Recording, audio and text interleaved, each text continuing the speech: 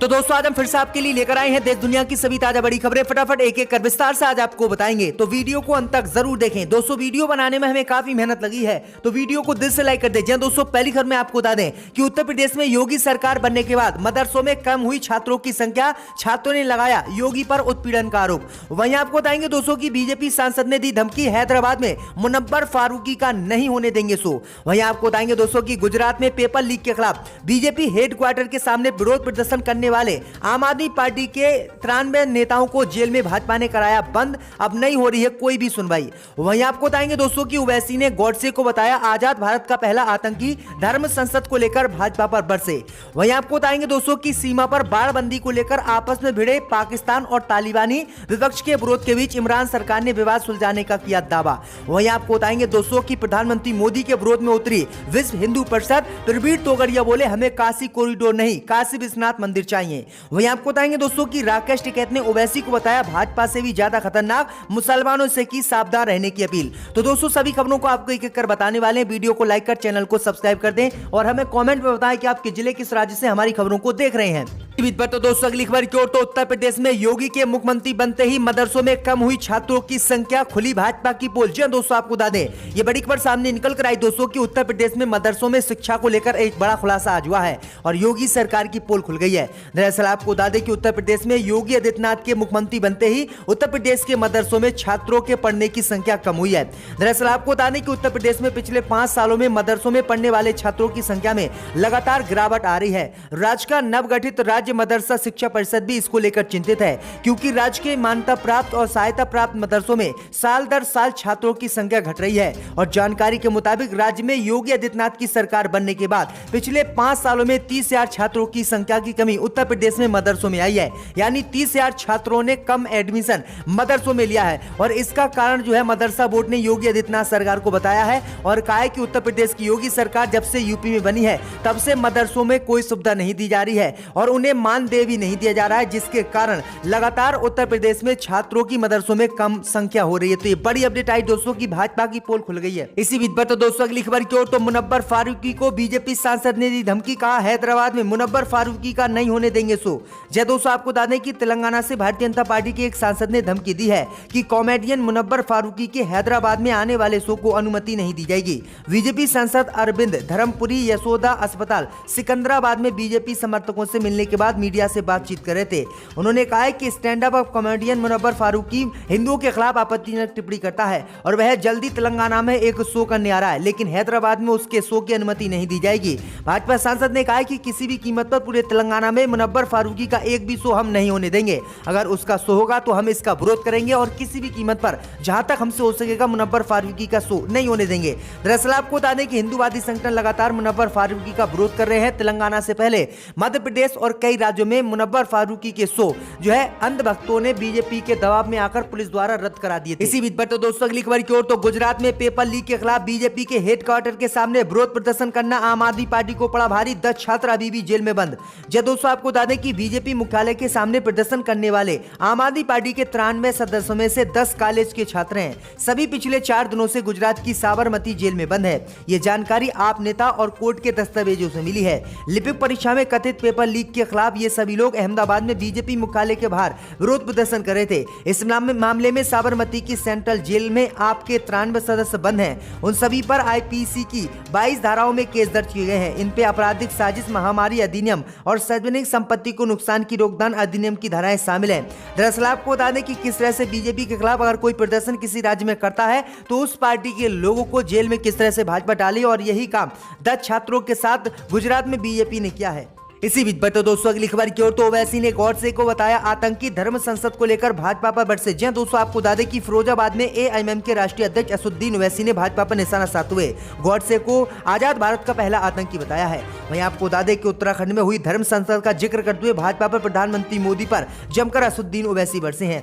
धर्म संसद का जिक्र करते हुए ओवैसी ने कहा कि एक और प्रधानमंत्री गुजरात में अखंड भारत की बात करते हैं तो दूसरी ओर उत्तराखंड में आयोजित धर्म संसद में पूर्व प्रधानमंत्री मनमोहन सिंह को गोली मारने की बात कही जाती है। ओवैसी ने नाथूराम गॉडसे को आजाद भारत का पहला आतंकी बताया। उन्होंने सपा, बसपा एवं कांग्रेस पर भी निशाना साधा। असदुद्दीन ओवैसी ने कहा कि किस तरह से धर्म संसद के नाम पर मुसलमानों को मारने की साजिश रची जा रही है।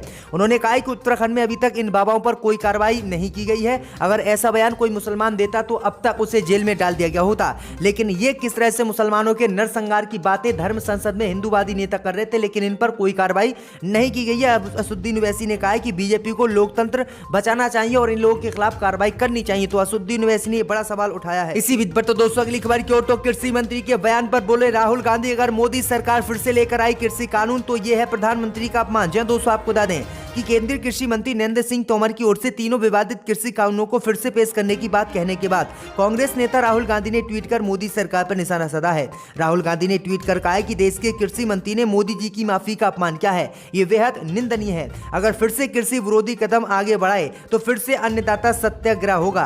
पहले भी अहंकार को हराया था और फिर अहंकार को हराएंगे। दरअसल आपको बता दें कि शनिवार को महाराष्ट्र में एक कार्यक्रम में कृषि मंत्री नरेंद्र सिंह तोमर ने कहा था कि हमने कुछ लोग के विरोध प्रदर्शन के चलते ही कृषि कानून वापस लिए हैं, लेकिन हम इन तीनों कृषि कानूनों को फिर से लेकर आएंगे और देश में फिर से लागू करेंगे। वहीं आपको बता दें कि उनके इसी बयान पर अब राहुल गांधी ने भी ये बड़ा बयान दिया। राहुल गांधी ने कहा कि अगर मोदी की इस माफी का दोबारा से जिक्र राहुल गांधी ने किया और कहा कि अगर फिर से मोदी सरकार कृषि कानून लेकर आई तो फिर से किसान खड़े हो जाएंगे। इसी बीच पर तो दोस्तों अगली खबर की ओर तो सीमा पर बाड़बंदी को लेकर आपस में भिड़े पाकिस्तान और तालिबान। जी दोस्तों, आपको बता दें कि जिस तालिबान का पाकिस्तान साथ देता है अब उसी के साथ वो विवाद का सामना कर रहा है। दोनों देशों की सरकारों के बीच सीमा पर बाड़बंदी को लेकर तनाव हो गया है।